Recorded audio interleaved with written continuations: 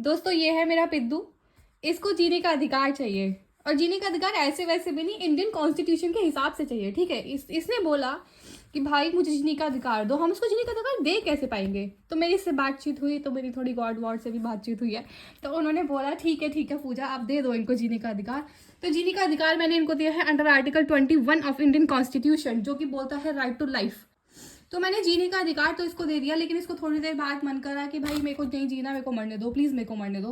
तो अब मैंने जीने का अधिकार इसको इंडियन कॉन्स्टिट्यूशन के थ्रू दे दिया है, तो अब मैं इसको कैसे मरने दूँ? मैं तो नहीं मरने दूंगी।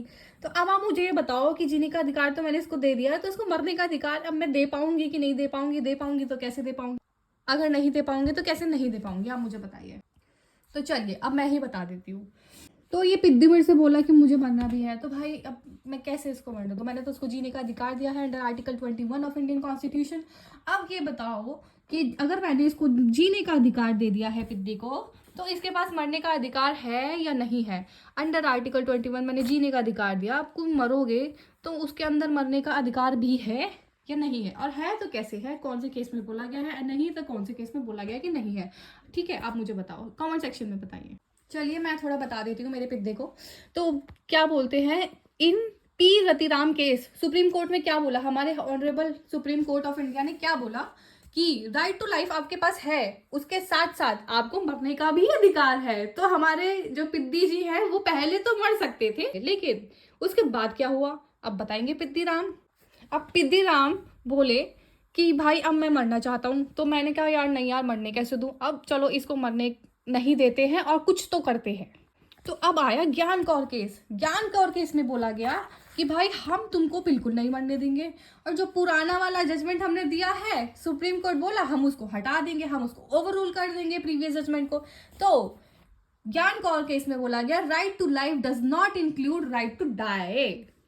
और उन्होंने एक और चीज की, वो सेक्शन 309 ऑफ आईपीसी को वापस ले आए, क्योंकि सेक्शन 309 ऑफ आईपीसी क्या बोलता है? Attempt to suicide. अगर हम सुसाइड करना चाहते हैं तो हमको पनिशमेंट मिलेगी, अगर हम मरना चाहते हैं तो हमको पनिशमेंट मिलेगी। अगर हम बच गए तो, लेकिन मर गए तो मर गए। तो ऐसे ही ज्ञान कौर केस में बोला गया कि आप नहीं मर सकते पिद्दू जी।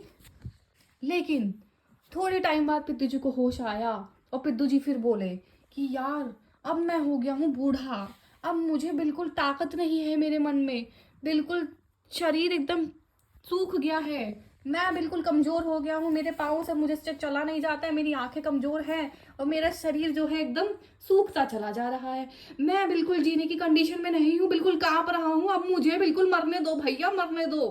तो भाई मैंने भी सोचा पिद्दू जी इतनी तकलीफ में हैं कि वो सांस नहीं ले पा रहे हैं, बेसिक चीज़ नहीं कर पा रहे हैं, खा नहीं पा रहे हैं, सब कुछ मुझे करना पड़ रहा है इनका।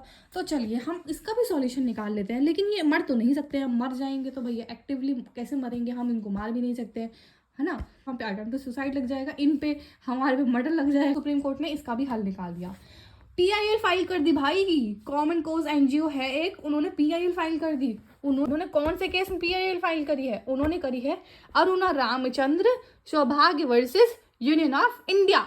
उन्होंने उस वाले केस में पीआईएल फाइल कर दी। अब उस पीआईएल में क्या हुआ हमें बताओ।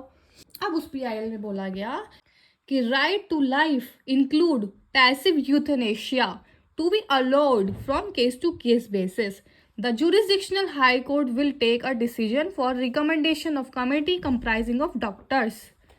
अब आप पूछ रहे होंगे भैया यूथनेशिया क्या है? यूथनेशिया एक ऐसी प्रतिक्रिया है जिसमें हम हमारे पिद्दू जी को जीवन से मुक्त कर सकते हैं, ठीक है, लेकिन उसकी कंडीशंस बहुत सारी है। अब हम सबको तो यूथनेशिया नहीं दे सकते हैं, कंडीशंस पे डिपेंड करेगा, और कंडीशंस कौन कौन सी होंगी वो बताएंगे डॉक्टर्स। रिकमेंडेशन पे हम लोग यूथनेशिया प्रोवाइड करेंगे पिद्दू जी को, उसके बाद पिद्दू जी आजाद हो जाएंगे।